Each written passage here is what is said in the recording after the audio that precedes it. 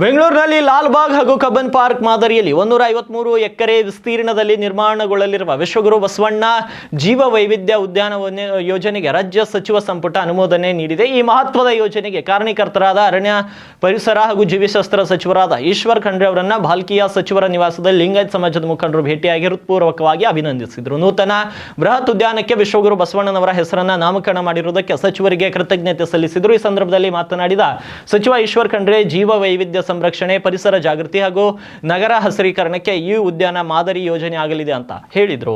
ಬೆಂಗಳೂರು ಮಹಾನಗರ ನಿವೃತ್ತರ ಸ್ವರ್ಗ ಅಂತೇಳಿ ಬೆಂಗಳೂರಿಗೆ ಕರೆಯಲಾಗ್ತದೆ. ಉದ್ಯಾನ ನಗರಿ ಅಂತೇಳಿ ಹೆಸರು ಪಡೆದಂತ ಬೆಂಗಳೂರು ಬಹಳ ವೇಗದ ಗತಿಯಲ್ಲಿ ಅಭಿವೃದ್ಧಿ ಆಗ್ತಾ ಇದೆ. ಇವತ್ತು ಬೆಂಗಳೂರಿನ ಜನಸಂಖ್ಯೆ 1,40,00,000. ಈ ಭಾಗದ ಜನರು ಲಕ್ಷಾಂತರ ಜನ ಹೋಗಿ ಅಲ್ಲಿ ಬೆಂಗಳೂರಲ್ಲಿ ಸೆಟ್ಲ್ ಆಗಿದ್ದಾರೆ. ಇವತ್ತು ನಾವೆಲ್ಲ ನೋಡ್ತಾ ಇದ್ದೇವೆ, ಎಲ್ಲರೂ ಒತ್ತಡದಲ್ಲಿದ್ದಾರೆ. ಮತ್ತು ನಗರಗಳು, ಪಟ್ಟಣಗಳು, ಮಹಾನಗರಗಳ ಮೇಲೆ ಒತ್ತಡ ಬಂದಂಥ ಸಂದರ್ಭದಲ್ಲಿ ಜನ ಉದ್ಯೋಗಕ್ಕಾಗಿ, ಶಿಕ್ಷಣಕ್ಕಾಗಿ, ಆರೋಗ್ಯಕ್ಕಾಗಿ ವಲಸೆ ಹೋಗ್ತಾರೆ. ಅಲ್ಲಿನ ಮೂಲ ಸೌಕರ್ಯಕ್ಕೆ ತೊಂದರೆ ಆಗ್ತದೆ, ಪರಿಸರ ಪ್ರಕೃತಿಗೂ ಧಕ್ಕೆ ಆಗ್ತದೆ. ಇಂಥ ಪರಿಸ್ಥಿತಿಯಲ್ಲಿ ನಾನು ಅರಣ್ಯ ಸಚಿವನಾದ ಮೇಲೆ ಬೆಂಗಳೂರಿನಲ್ಲಿ ಏನಾದರೂ ಮಾಡಬೇಕು ಅನ್ನೋಂಥದ್ದು ನನ್ನ ಒಂದು ಆಲೋಚನೆ ಇತ್ತು. ನಾನು ಆಮೇಲೆ ಎಲ್ಲ ಮಾಹಿತಿಯನ್ನು ಪಡೆದುಕೊಂಡ ನಂತರ 1760ರಲ್ಲಿ ಇವತ್ತು ಮೊದಲು ಲಾಲ್ಬಾಗ್ ನಿರ್ಮಾಣ ಆಗಿತ್ತು, ಅಲ್ಲಿ ಉದ್ಯಾನವನ. ಅದಾದಮೇಲೆ 1870ರಲ್ಲಿ ಇವತ್ತು 197 ಎಕರೆಯಲ್ಲಿ ಕಬ್ಬನ್ ಪಾರ್ಕ್ ಬಂತು ಬ್ರಿಟಿಷರ ಕಾಲದಲ್ಲಿ. ಲಾಲ್ಬಾಗ್ ಬಂದಂಥದ್ದು ಹೈದರ್ ಅಲಿ ಕಾಲದಲ್ಲಿ. ಯಾಕೆಂದರೆ ಕೆಂಪೇಗೌಡರು ಒಂದು ಸಣ್ಣ ತೋಟ ಮಾಡಿ ಅಲ್ಲಿ ಒಂದು ಗೋಪುರ ಕಟ್ಟಿಸಿದ್ರು.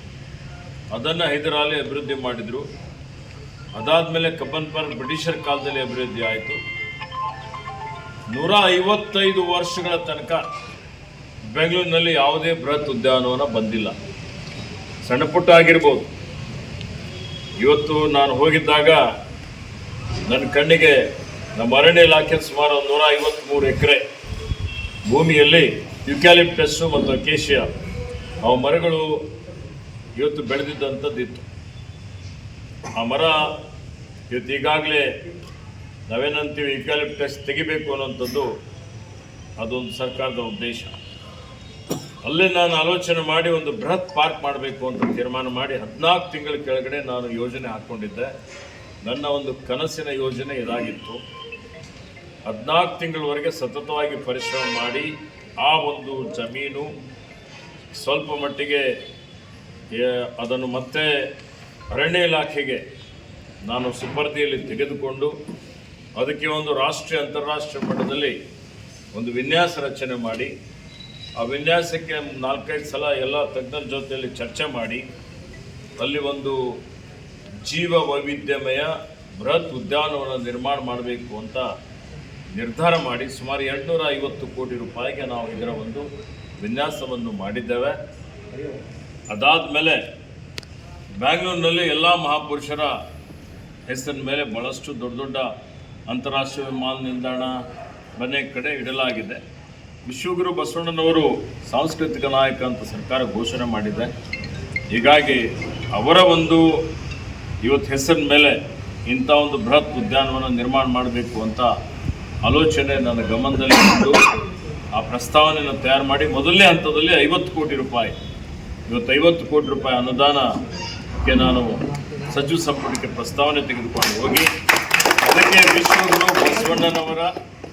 ವಿಶ್ವಗುರು ಬಸವಣ್ಣ ಜೀವ ವೈವಿಧ್ಯಮಯ ಬೃಹತ್ ಉದ್ಯಾನವನ ಅಂತೇಳಿ ಹೆಸರಿಕ್ಕಿ ನಾನು ಮೊನ್ನೆ ನಡೆದಂಥ ಸಚಿವ ಸಂಪುಟದಲ್ಲಿ ತೆಗೆದುಕೊಂಡು ಹೋಗಿದ್ದಾಗ ಸನ್ಮಾನ ಮುಖ್ಯಮಂತ್ರಿಗಳು, ಸನ್ಮಾನ ಉಪಮುಖ್ಯಮಂತ್ರಿಗಳು, ನಮ್ಮ ಸಚಿವ ಸಂಪುಟದ ಎಲ್ಲ ಸದಸ್ಯರು ಅದಕ್ಕೆ ಬೆಂಬಲ ಕೊಟ್ಟು, ಅದಕ್ಕೆ ಸಹಕಾರ ಕೊಟ್ಟು, ಅದಕ್ಕೆ ಅನುಮೋದನೆ ನೀಡಿದ್ದಕ್ಕಾಗಿ ತಮ್ಮ ಮುಖಾಂತರ ಎಲ್ಲರಿಗೂ ನಾನು ಧನ್ಯವಾದಗಳನ್ನು ಅರ್ಪಿಸುತ್ತಾ ಇವತ್ತು ಅದರ ಜೊತೆಯಲ್ಲಿ ನನಗೆ ಗೊತ್ತಿಲ್ಲ ಇದು ಇಡೀ ರಾಜ್ಯದಾದ್ಯಂತ ಇಷ್ಟೊಂದು ಇದಕ್ಕೆ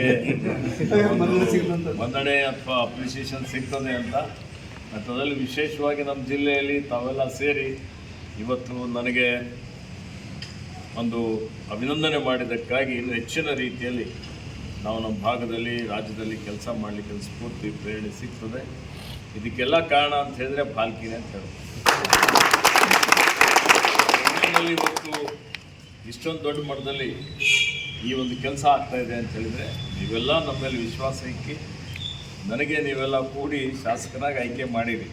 ಹೆಚ್ಚು ನೀವು ಹೇಳ್ಕೋಬೋದು, ನಾವೇ ಮಾಡಿದ್ದೀವಿ.